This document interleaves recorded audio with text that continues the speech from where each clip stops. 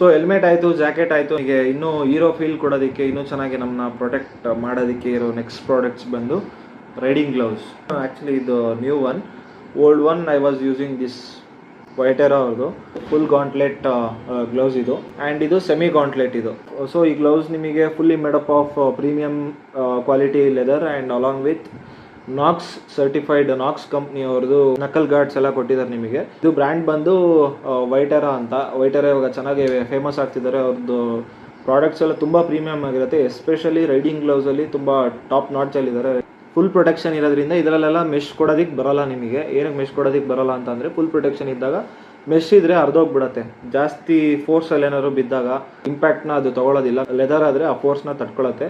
So ಅದಕ್ಕೆ ಇವರು ಈ ಥರ ಟೆಕ್ನಾಲಜಿ ಯೂಸ್ ಮಾಡಿದ್ದಾರೆ. ಇಲ್ಲೊಂದು ರಬ್ಬರ್ ಥರ ಕೊಟ್ಬಿಟ್ಟು ಅಲ್ಲಿ ಒಳಗಡೆ ವೆಂಟಿಲೇಷನಿಗೆ ಒಂಥರ ಸ್ಟೀಲ್ ಕಲರ್ ಮೆಶ್ ಥರ ಮಾಡಿದ್ದಾರೆ ನೋಡಿ. ಸೊ ಅಲ್ಲಿಂದ ವೆಂಟಿಲೇಷನ್ ಆಗುತ್ತೆ.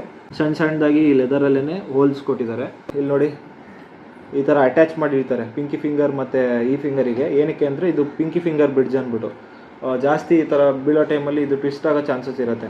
ಇದು ಸಪ್ರೇಟ್ ಆಗೋ ಚಾನ್ಸಸ್ ಇರುತ್ತೆ ನಮ್ಮ ಪಿಂಕಿ ಫಿಂಗರು. ಅದಕ್ಕೆ ಈ ಪಿಂಕಿ ಫಿಂಗರ್ ಬ್ರಿಡ್ಜ್ ಅಂತ ಕೊಟ್ಟಿರ್ತಾರೆ. ಎಲ್ಲ ಗ್ಲೌಸಲ್ಲಿ ಇರೋಲ್ಲ. ಸೊ ನನ್ನ ಸೆಮಿ ಗಾಂಟ್ಲೆಟಲ್ಲಿ ಇಲ್ಲ, ಇದರೊಳಗಿದೆ ವೈಟೆರಾದ್ರಲ್ಲಿ. ರೇಸಿಂಗಲ್ಲಿ ಕೂಡ ಇದನ್ನ ಯೂಸ್ ಮಾಡ್ತಾರೆ. ಗ್ಲೌಸಲ್ಲಿ 3 ಟೈಪ್ಸ್ ಬರುತ್ತೆ. Normal half gloves, semi gauntlet and full gauntlet. ಇದು ಫುಲ್ ಗಾಂಟ್ಲೆಟು. ಆಫ್ ಅಂತ ಅಂದರೆ ನಿಮಗೆ ಇಲ್ಲಿ ಕರೆಕ್ಟಾಗಿ ರಿಸ್ಟ್ವರೆಗೂ ಎಂಡ್ ಆಗುತ್ತೆ. ಆ ರಿಸ್ಟ್ ಹತ್ರ ವೆಲ್ಕ್ರೋ ಕೊಟ್ಟಿರ್ತಾರೆ. ಸೆಮಿ ಅಂತ ಅಂದರೆ ಇದು ರಿಸ್ಟ್ ಹತ್ರ ಕರೆಕ್ಟಾಗಿ ಎಂಡ್ ಆಗಿರಲ್ಲ. ರಿಸ್ಟಿಗಿಂತ ಸ್ವಲ್ಪ ಕೆಳಗಡೆ ಲೆಂತ್ ಕೊಟ್ಟಿರ್ತಾರೆ ಇದಕ್ಕೆ. ನಕಲ್ ಗಾರ್ಡ್ ಆಯಿತು, ವೆಂಟಿಲೇಷನ್ ಆಯಿತು. ಮತ್ತು ಇಲ್ಲಿ ಏನು ನಿಮಗೆ ಶೈನಿಂಗ್ ಪಾರ್ಟ್ ಕಾಣ್ತಿದೆ, ಇದು ಗ್ರಿಪ್ಪಿಗೆ ಅಂದ್ಬಿಟ್ಟು ನಾವು ಥ್ರಾಟಲ್ ಅಥವಾ ಹ್ಯಾಂಡಲ್ ಬಾರ್ ಹಿಡಿದಾಗ ಸ್ಲೈಡ್ ಆಗಬಾರ್ದು ಅಂತ ಅಂದ್ಬಿಟ್ಟು ಈ ಪಾರ್ಟ್ನ ಕೊಟ್ಟಿದ್ದಾರೆ. ಕೆಳಗಡೆ ಏನಾದ್ರು ಬಿದ್ದಾಗ ಫಸ್ಟ್ ಕೈ ಹಿಡದೆ ಈ ಥರ. ಸೊ ಅದು ಈ ಥರ ಸ್ಲೈಡ್ ಆದಾಗ ಪ್ರೊಟೆಕ್ಟ್ ಮಾಡೋದಕ್ಕೆ ಅಂದ್ಬಿಟ್ಟು ಕರೆಕ್ಟಾಗಿ ಈ ಥರ ಪಾಮ್ ಹತ್ರ ಇಲ್ಲಿ ಗಾರ್ಡ್ಸ್ ಕೊಟ್ಟಿದ್ದಾರೆ. ನೆಕ್ಸ್ಟು ನಿಮಗೆ ವೆಲ್ಕ್ರೋ ರಿಸ್ಟ್ ಹತ್ರ ವೆಲ್ಕ್ರೋ ಇಲ್ಲಿ ಟೈಟಾಗಿ ಹಾಕೋಬೇಕು. ವೆಲ್ಕ್ರೋ ಇಲ್ಲಿ ಹಾಕೊಂಡಾದ್ಮೇಲೆ ಮತ್ತೆ ನಿಮಗೆ ಇಲ್ಲೊಂದು ವೆಲ್ಕ್ರೋ ಏನಕ್ಕೆ ಕೊಟ್ಟಿದ್ದಾರೆ ಅಂತಂದರೆ, ಈ ಸಿಂಗಲ್ ವೆಲ್ಕ್ರೋ ಇದ್ದಾಗ ಏನಾಗುತ್ತೆ, ಇನ್ ಕೇಸ್ ಬಿದ್ದಾಗ ಇದು ಏನಾದರೂ ಕಟ್ ಆಗೋದು ಅಥವಾ ಲೂಸ್ ಆಗೋ ಚಾನ್ಸಸ್ಸಿಂದ ಗ್ಲೌಸು ಕೈಯಿಂದ ಹೊರಗಡೆ ಬರೋ ಚಾನ್ಸಸ್ ಇರುತ್ತೆ ಉಜ್ಜೋ ಫೋರ್ಸಿಗೆ. ಸೊ ಆ ಥರ ಹೊರಗಡೆ ಬರಬಾರ್ದು ಅಂದ್ಬಿಟ್ಟು ಮತ್ತೆ ಡಬಲ್ ಪ್ರೊಟೆಕ್ಷನಿಗೆ ಅಂದ್ಬಿಟ್ಟು ಕೆಳಗಡೆ ಒಂದು ವೆಲ್ಕ್ರೋ ಕೊಡ್ತಾರೆ. ಈವನ್ ಇದು ಲೂಸ್ ಆದ್ರೂ ಇದು ಟೈಟಾಗಿ ಫಿಟ್ಟಾಗಿ ಕೂತಿರುತ್ತೆ. ಇದು ಅಷ್ಟು ಸುಲಭವಾಗಿ ಇದು ಬಿಚ್ಕೊಳ್ಳೋದಿಲ್ಲ. ಆ್ಯಂಡ್ ಅಲಾಂಗ್ ವಿತ್ ದಟ್ ನಿಮಗೆ ಇಲ್ಲೊಂದು ಗಾರ್ಡ್ ಕೊಟ್ಟಿದ್ದಾರೆ ನೋಡಿ. ಹೆಂಗಿದ್ರು ಜಾಕೆಟ್ ವೇರ್ ಮಾಡಿರ್ತೀವಿ, ಆ ಜಾಕೆಟ್ ಮೇಲೇ ಈ ಗ್ಲೌಸ್ನ ಎಳ್ಕೊಬಿಟ್ಟು ವೆಲ್ಕ್ರೋ ಹಾಕೊಂಡ್ವಿ ಅಂತಂದರೆ ಫಿಂಗರ್ಸಿಂದ ಇಲ್ಲಿವರೆಗೂ ಗ್ಲೌಸ್ ಪ್ರೊಟೆಕ್ಷನ್ ಮಾಡುತ್ತೆ. ಅಲ್ಲಿಂದ ನೆಕ್ಸ್ಟ್ ಜಾಕೆಟ್ ಪ್ರೊಟೆಕ್ಷನ್ ಇರುತ್ತೆ. ಸೊ ಇದ್ರ ಬೆನಿಫಿಟ್ಸ್ ಹೇಳ್ತೀನಿ ನಿಮಗೆ. ಇದೇನಂತ ಅಂದರೆ ಅದ್ರ ಥರ ಫುಲ್ ಲೆದರ್ ಇಲ್ಲ, ಫುಲ್ ಆ್ಯಂಡ್ ಫುಲ್ ಲೆದರ್ ಇಲ್ಲ. ಅಲಾಂಗ್ ವಿತ್ ಲೆದರ್ ಇದರಲ್ಲಿ ಮೆಶ್ ಕೊಟ್ಟಿದ್ದಾರೆ ನೋಡಿ. ಇಲ್ಲಿ ರೆಡ್ ಲೈನ್ ಏನಿದೆ, ರೆಡ್ ಲೈನಿಂದ ಮೇಲಿರೋದೆಲ್ಲ ಫುಲ್ ಮೆಶ್ ಇಲ್ಲಿ. ಇದೇನಕ್ಕೆ ಅಂದರೆ ಸಮ್ಮರ್ ರೈಡಿಂಗ್ಸಿಗೆ, ಶಾರ್ಟ್ ರೈಡಿಂಗ್ಸಿಗೆ ಮತ್ತು ಸಿಟಿ ರೈಡಿಂಗ್ಸಿಗೆ. ಆ್ಯಕ್ಚುಲಿ ಏನೋ ಫುಲ್ ಪ್ರೊಟೆಕ್ಷನ್ ಬೇಕೇ ಬೇಕು, ಆ ಲೆವೆಲಿಗೆಲ್ಲ ಗಾಡಿ ಹೊಡಿತಿದ್ದೀರಾ ಅಂದರೆ ನಾವು ಈ ಗ್ಲೌಸ್ನ ಯೂಸ್ ಮಾಡಬೇಕು. ಏರ್ ವೆಂಟಿಲೇಷನ್ ಆಗಲ್ಲ ಅಂತೇನಿಲ್ಲ, ಆಗುತ್ತೆ, ಬಟ್ ಕಮ್ಮಿ, ಇದರಷ್ಟು ಆಗಲ್ಲ. ಅದಾದಮೇಲೆ ನೆಕ್ಸ್ಟ್ ಅಪ್ಗ್ರೇಡ್ ಮಾಡಿದ್ದಿದೆ. ನನಗೆ ಫುಲ್ ಪ್ರೊಟೆಕ್ಷನ್ ಗ್ಲೌಸ್ ಇತ್ತು, ಬಟ್ ವೆಂಟಿಲೇಷನ್ ಆಗೋದಕ್ಕೆ ಸಮ್ಮರಿಗೆಲ್ಲ ಗ್ಲೌಸ್ ಇರಲಿಲ್ಲ. ಸೊ ಇದು ಕಮ್ಸ್ ವಿತ್ ಸೇಮ್ ಫೀಚರ್ಸ್. ಇಲ್ಲೂ ಅಷ್ಟೇ ಪಾಮ್ ಪ್ರೊಟೆಕ್ಷನ್ ಕೊಟ್ಟಿರ್ತಾರೆ. ಬಟ್ ಇದು ಬ್ರ್ಯಾಂಡ್ ಬಂದು ರೈಡಾ ಅವ್ರದ್ದು, ರೈಡಾ ಏರ್ ವೇವ್ ಅಂತ ಅಂದ್ಬಿಟ್ಟು ಗ್ಲೌಸ್ ಇದು ಕಾಸ್ಟ್ ಬಂದು ಅರೌಂಡ್ ನಿಮಗೆ 3300 ಆಗುತ್ತೆ. ಇದು ವೈಟೆರಾ ಅವ್ರದ್ದು ಇದು 6000 ಆಗುತ್ತೆ. ಸೊ ಈವನ್ ಗ್ಲೌಸಲ್ಲಿ ಕೂಡ ಫುಲ್ ಪ್ರೊಟೆಕ್ಷನ್ ಗ್ಲೌಸ್ ಬೇಕು ಅಂದರೆ ಈ ಥರ 6000 5000 ಸ್ಟಾರ್ಟ್ ಆಗುತ್ತೆ. ಆ್ಯಂಡ್ ಹಾಫ್ ಮತ್ತು ಸೆಮಿ ಬೇಕು ಅಂತ ಅಂದರೆ 3000 ಸ್ಟಾರ್ಟ್ ಆಗುತ್ತೆ. ವಿತ್ ಕಾಂಬಿನೇಷನ್ ಬರುತ್ತೆ. ಇದು ಲೆದರ್ ಕಮ್ ಮೆಶ್ ಬರುತ್ತೆ ಎಲ್ಲ ಕಡೆ, ಸ್ವಲ್ಪ ವೆಂಟಿಲೇಷನಿಗೆ ಅಂದ್ಬಿಟ್ಟು. ಈವನ್ ಇಲ್ಲಿ ತಮ್ ಫಿಂಗರಿಗೆ ಕೂಡ ಇಷ್ಟು ಲೆಂತಿ ಮೆಶ್ ಕೊಟ್ಟಿದ್ದಾರೆ. ಸೊ ಈ ಥರ ಕೊಟ್ಟಿರೋದ್ರಿಂದ ಕಂಫರ್ಟಬಲ್ ಆಗಿ ರೈಡ್ ಮಾಡ್ಬೋದು. ಬಟ್ ಇದು ಸಮ್ಮರಲ್ಲಿ ಇದು ಪ್ರೊಟೆಕ್ಷನ್ ಏನೋ ಮಾಡುತ್ತೆ, ಬಟ್ ಸ್ವಲ್ಪ ಹೀಟ್ ಆಗಿಬಿಡುತ್ತೆ ಇದನ್ನ ಜಾಸ್ತಿ ವೇರ್ ಮಾಡಿದ್ರೆ. ಬಟ್ ಇದು ಎಷ್ಟು ಲಾಂಗ್ ರೈಡ್ಸ್ ಬೇಕಾದರೆ ಮಾಡ್ಬೋದು because of ventilation. So riding jacket, helmet and gloves ಆಯಿತು. Next part riding pants. Riding pants ನಾನು ಇನ್ನೂ ಪರ್ಚೇಸ್ ಮಾಡಿಲ್ಲ. ಸೊ ಅದಿನ್ನೂ ನಾನು ಸೆಲೆಕ್ಟ್ ಮಾಡ್ಕೊಳ್ಳಿಲ್ಲ, ಇಂಥದೇ ಪರ್ಟಿಕ್ಯುಲರ್ ಬ್ರ್ಯಾಂಡ್ ಇಂಥದೇ ಪ್ಯಾಂಟ್ ತೊಗೊಬೇಕು ಅಂತ. ಡೈರೆಕ್ಟಾಗಿ ಶಾಪಿಗೆ ಹೋಗಿ ವಿಸಿಟ್ ಮಾಡಿ ನೋಡಿ ಚೆಕ್ ಮಾಡೋದಕ್ಕಾಗಿಲ್ಲ. ಸೊ ನೆಕ್ಸ್ಟ್ ಗೇರ್ ಲಿಸ್ಟಲ್ಲಿ ಬ್ಯಾಲೆನ್ಸ್ ಇರೋದಂದರೆ ರೈಡಿಂಗ್ ಪ್ಯಾಂಟ್ ಮಾತ್ರ. ಸೊ ನನ್ನ ನೆಕ್ಸ್ಟ್ ಗೇರ್ ಬಂದುಬಿಟ್ಟು ರೈಡಿಂಗ್ ಬೂಟ್ಸ್. ನಮ್ಮ ಬಾಡಿ ಕೆಳಗಡೆ ಟಚ್ ಆದಾಗ ಫಸ್ಟ್ ಪಾರ್ಟ್ ನಾವು ಕೆಳಗಡೆ ಕೊಡೋದೇ ಕಾಲು, ಗಾಡಿಯಿಂದ ಬೀಳಬೇಕಾದ್ರೆ. ಸೊ ಅದಕ್ಕೆ ಬೇಕಾಗಿರೋ ಪ್ರೊಟೆಕ್ಷನ್ ಇದು. ವರಾಜೋ ರೈಡಿಂಗ್ ಬೂಟ್ಸ್ ಇದು. ವರಾಜೋ ಏನಕ್ಕೆ ಚೂಸ್ ಮಾಡಿದೆ ಅಂದರೆ, ಆ್ಯಕ್ಚುಲಿ ನಾನು ನೋಡ್ತಿದ್ದು ಪ್ರಾಪರ್ ಒಂದು ರೇಸಿಂಗ್ ಲುಕ್, ಒಳ್ಳೆ ಗ್ರಾಫಿಕ್ಸ್ ಇರೋವಂಥ ರೈಡಿಂಗ್ ಬೂಟ್ಸ್ ನೋಡ್ತಾ ಇದ್ದೆ. ಅದರಲ್ಲಿ ಪ್ರಾಬ್ಲಮ್ ಏನಂತಂದರೆ ವಾಟರ್ ಪ್ರೂಫ್ ಬರೋಲ್ಲ. ಎಲ್ಲದಕ್ಕೂ ವಾಟರ್ ರೆಸಿಸ್ಟೆನ್ಸ್ ಕೊಡ್ತಾರೆ, ವಾಟರ್ ಪ್ರೂಫ್ ಬರೋದಿಲ್ಲ. ಒಂದು ಲೆವೆಲ್ಲಿಗೆ ಓಕೆ, ಸ್ವಲ್ಪ ಜಾಸ್ತಿ ನೀರೆಲ್ಲ ಬಿತ್ತು ಅಂತಂದರೆ ನಾವು ಅಷ್ಟೆಲ್ಲ ಇನ್ವೆಸ್ಟ್ಮೆಂಟ್ ಮಾಡಿ ತೊಗೊಂಡಿರ್ತೀವಿ, ಹಾಳಾಗ್ಬಿಡುತ್ತೆ. ಅಲ್ಲೂ ನಾವು ನೀರಿರೋಂಥ ಪ್ಲೇಸಲ್ಲಿ ಹೋಗಲ್ಲ ಅನ್ನುವಾಗ ಮಾತ್ರ ಯೂಸ್ ಮಾಡೋದಕ್ಕಾಗೋದು. ಸೊ ಆ ರೀಸನಿಗೆ ನಾನು ಈ ಆಪ್ಷನಿಗೆ ಬಂದೆ ಫಸ್ಟಿಗೆ. ಸೊ ಇವನ್ ನೆಕ್ಸ್ಟ್ ನಾನು ಅದನ್ನ ಕೂಡ ತರಿಸ್ತೀನಿ. ಬಟ್ ಅದಕ್ಕಿಂತ ಫಸ್ಟ್ ನಾನು ಥಿಂಕ್ ಮಾಡಿದ್ದು ಸ್ಟಾರ್ಟಿಂಗಲ್ಲಿ ನಮಗೆ ಬೇಕಾಗಿರೋದು ಆಲ್ ಕಂಡೀಷನ್ ಆಫ್ ಲೊಕೇಶನ್ಸಿಗೆ ನಮಗೆ ರೈಡಿಂಗ್ ಬೂಟ್ಸ್ ಬೇಕು. ಎಸ್ಪೆಷಲಿ ನಾವು ಮಲೆನಾಡು ಸೈಡ್ ಇರೋದ್ರಿಂದ ಸಿಟಿಯಲ್ಲೇ ಇದ್ರೂ ಸಿಟಿಯಿಂದ ಸ್ವಲ್ಪ ಆಚೆ ಹೋಗ್ತಿದ್ದು ಹಂಗೆ ಇಮಿಡಿಯೇಟ್ಲಿ ನಮಗೆ ಸಿಗೋದು ಫಾಲ್ಸು ಮತ್ತು ಬ್ಯಾಕ್ ವಾಟರ್ ಈ ಥರ ಪ್ಲೇಸ್ಗಳೇ. ವಾಟರ್ ರೆಸಿಸ್ಟೆನ್ಸ್ ಅಲ್ಲ, ಇಲ್ಲೇ ಮೆನ್ಷನ್ ಮಾಡಿದ್ದಾರೆ ನೋಡ್ರಿ, ಕಂಪ್ಲೀಟ್ಲಿ ವಾಟರ್ ಪ್ರೂಫ್ ಬೂಟ್ಸ್ ಇದು.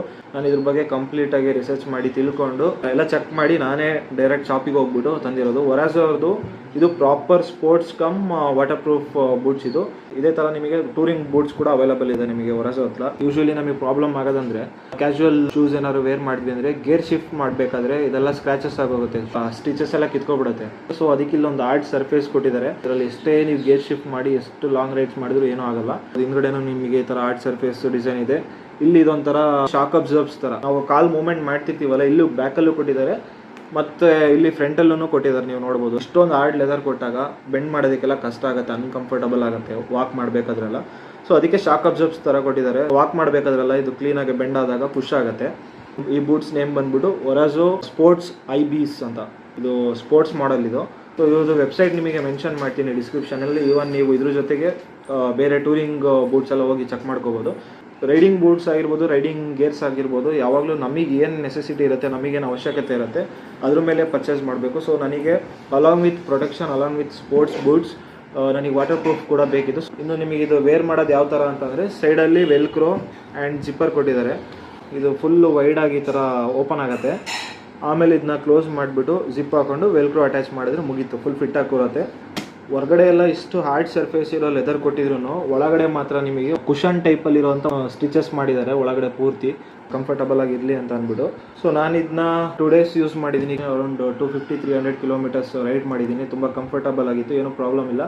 ಬಟ್ ಮೈ ಸಜೆಷನ್ ಈಸ್ ಟೂರಿಂಗಿಗೆಲ್ಲ ಅಲ್ಲ, ಇದು ಒಂದು ರಫ್ ಆ್ಯಂಡ್ ಟಫ್ ಏನೋ ಸ್ಟ್ರೆಚ್ ಮಾಡ್ತಾ ಇದ್ದೀವಿ, ಹಾರ್ಡ್ ಸರ್ಫೇಸಲ್ಲಿ ಹೋಗ್ತಾ ಇದ್ದೀವಿ, ನೀರಿರೋ ಕಡೆ ಎಲ್ಲ ಹೋಗ್ತಿದ್ದೀವಿ, ಅಥವಾ ಜಸ್ಟ್ ಸ್ಟ್ರೆಚ್ ಥರ ಹೋಗ್ತಿದ್ದೀವಿ ಅಂದಾಗೆಲ್ಲ ಓಕೆ. ಜಾಸ್ತಿ ಕಿಲೋಮೀಟರ್ಸ್ ಎಲ್ಲ ಹೋಗ್ತಿದ್ದೀವಿ ಅಂತಂದರೆ ಬೇರೆ ಸೀಸನಲ್ಲಿ ಓಕೆ, ತುಂಬ ಕಂಫರ್ಟಬಲ್ ಆಗಿರುತ್ತೆ ವಿಂಟರಲ್ಲೆಲ್ಲ. ಬಟ್ ಸಮ್ಮರೆಲ್ಲ ಸ್ವಲ್ಪ ಹೀಟ್ ಫೀಲ್ ಆಗ್ಬೋದು ನಿಮಗೆ. ಇವನ್ ಇದನ್ನು ನಿಮಗೆ ಒಳಗಡೆ ನೀರು ಹೋದ್ರೂ ಕೂಡ ಜಾಸ್ತಿ ನೀರನ್ನ ಅಬ್ಸರ್ವ್ ಮಾಡ್ಕೊಳ್ಳೋದಿಲ್ಲ, ಮತ್ತೆ ಹೊರಗಡೆ ನೀರು ಚೆಲ್ಬೋದು. ಆ ಥರ ಕ್ವಾಲಿಟಿ ಸ್ಟಿಚಿಂಗ್ ಮಾಡಿದ್ದಾರೆ ಒಳಗಡೆ. ಆ್ಯಂಡ್ ಈ ಪಾರ್ಟಿಗೆ ಬಂತು ಅಂತಂದರೆ ಹೊರಗಡೆ ಯಾವುದೇ ಕಾರಣಕ್ಕೂ ಒಂದೇ ಒಂದು ಹನಿ ಕೂಡ ಬೂಟ್ಸ್ ಒಳಗಡೆ ಹೋಗೋದಿಲ್ಲ. ಇನ್ನು ವೇರ್ ಮಾಡಿದಾಗ ಮಳೆ ಬರುವಾಗ ಇಲ್ಲಿಂದ ನೀರು ಹೋಗ್ಬಿಟ್ರೆ ಏನು ಅಂತ ನೀವು ಕ್ವಶನ್ ಕೇಳಿದ್ರೆ ಅದಕ್ಕೇನಿಲ್ಲ, ಸಿಂಪಲ್. ನೀವು ಅಫ್ಕೋರ್ಸ್ ರೈನಿ ಸೀಸನಲ್ಲೆಲ್ಲ ರೈನ್ ಸ್ಯೂಟ್ಸ್ ಯೂಸ್ ಮಾಡ್ತಿರಲ್ಲ, ಸೊ ಆ ರೈನ್ ಪ್ಯಾಂಟ್ನ ಇದ್ರ ಮೇಲ್ಗಡೆನೆ ಹಾಕೊಂಡು ಕವರ್ ಮಾಡ್ಕೊಬಿಡಿ ಅಷ್ಟೇ. ಇಲ್ಲಿವರೆಗೂ ನೀವು ಕವರ್ ಮಾಡ್ಕೊಂಡ್ರಿ ಅಂತಂದರೆ ಎಲ್ಲೂ ನೀರು ಹೋಗೋಕ್ಕೆ ಚಾನ್ಸಸ್ ಇರಲ್ಲ. ಅವಾಗ completely it's a waterproof. Even sole ನೋಡ್ಬೋದು ನೀವು, full grip and heavy quality ಕೊಟ್ಟಿದ್ದಾರೆ. ಸ್ಲೈಡ್ ಆಗೋದಿಲ್ಲ, ಜಾರೋದಿಲ್ಲ.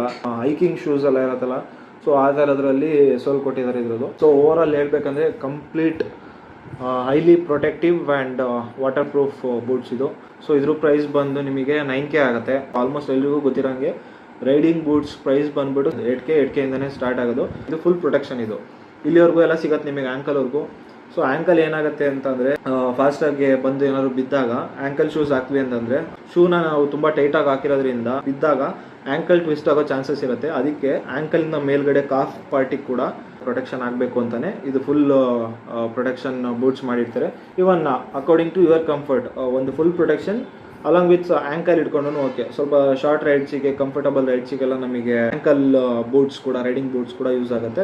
ಆ್ಯಂಡ್ ಇಲ್ಲಿ ಫ್ರಂಟ್ ಬಂತು ಅಂತಂದರೆ ಈ ಪಾರ್ಟ್ ಏನಿದೆ ನಿಮಗೆ, ಈ ಪಾರ್ಟ್ ಪೂರ್ತಿ ಇಲ್ಲಿ ಟಾಯ್ ಪ್ರೊಟೆಕ್ಷನ್. ಇದು ನಮ್ಮದು ಪಾದದ್ದು ಟಾಯ್ ಪಾರ್ಟ್ ಏನಿರುತ್ತೆ ಅಲ್ಲಿ ಜಾಸ್ತಿ ಹೊಡ್ತಾ ಬೀಳೋದು. ಸೊ ಅಲ್ಲಿಗೆ ಪ್ರೊಟೆಕ್ಷನ್ ಮಾಡೋದಕ್ಕೆ ಅಂತ ಫುಲ್ ಸ್ಟೀಲ್, ಇದು ಸ್ಟೀಲ್ ಟಾಯ್ ಪ್ರೊಟೆಕ್ಷನ್ ಇರುತ್ತೆ. ಇಲ್ಲಿ ಹೀಟ್ ಮಾಡಿಬಿಟ್ಟು ಗಮ್ಮೆಲ್ಲ ಹಾಕಿ ಆ ಸ್ಟೀಲ್ನ ಕೂರಿಸಿರ್ತಾರೆ ಇಲ್ಲಿ. ಆ್ಯಂಡ್ ಸೇಮ್ ಅದೇ ಥರ ಇಲ್ಲೂ ಅಷ್ಟೇ. ಈ ಸರ್ಫೇಸ್ ಆ್ಯಂಕಲ್ ಸರ್ಫೇಸಿಗೆ ಕೂಡ ನಿಮಗೆ ಸ್ಟೀಲ್ ಪ್ರೊಟೆಕ್ಷನ್ ಬರುತ್ತೆ. ಅದು ನಿಮಗೆ ಒಳಗಡೆ ಕಾಲು ಹಾಕಿದ ತಕ್ಷಣ ಸ್ಟಿಫ್ ಆಗಿ ಈ ಆ್ಯಂಕಲಿಗೆ ಕರೆಕ್ಟಾಗಿ ಇಲ್ಲಿ ಟಾಯ್ ಹತ್ರ ಆ್ಯಂಕಲಿಂದ ಹಿಡಿದು ಟಾಯ್ವರೆಗೂ ಕರೆಕ್ಟಾಗಿ ಫಿಂಗರ್ಸ್ವರೆಗೂ ಫುಲ್ ಫಿಟ್ಟಾಗಿ ಕೂರುತ್ತೆ. ಹಾರ್ಸ್ ರೈಡಿಂಗ್ ಬೂಟ್ಸ್ ಬರುತ್ತೆ. ಅದು ಹೆಂಗೆ ಅಂದರೆ ನಾರ್ಮಲ್ ಆಗಿ ನೀವು ಕೈಯಲ್ಲಿ ಹಿಂಗೆ ತೆಗಿಯೋದಕ್ಕಾಗಲ್ಲ.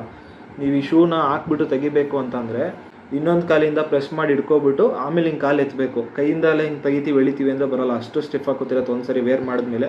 ಇದು ಈ ಥರ ಉದ್ದ ಲೆಂತ್ ಇರೋದ್ರಿಂದ ನಾರ್ಮಲ್ ಶೂ ತೆಗ್ದಂಗೆ ತೆಗಿಯೋಕ್ಕಾಗಲ್ಲ. ಆ್ಯಂಕಲ್ ಶೂಸ್ ಎಲ್ಲ ತೆಗಿಬೋದು. ಅದಕ್ಕೆ ಅಂತಲೇ ಒಂದು ಸ್ಟ್ಯಾಂಡೆಲ್ಲ ಬರುತ್ತೆ ಹಾರ್ಸ್ ರೈಡಿಂಗ್ ಬೂಟ್ಸ್ಗಳಿಗೆ.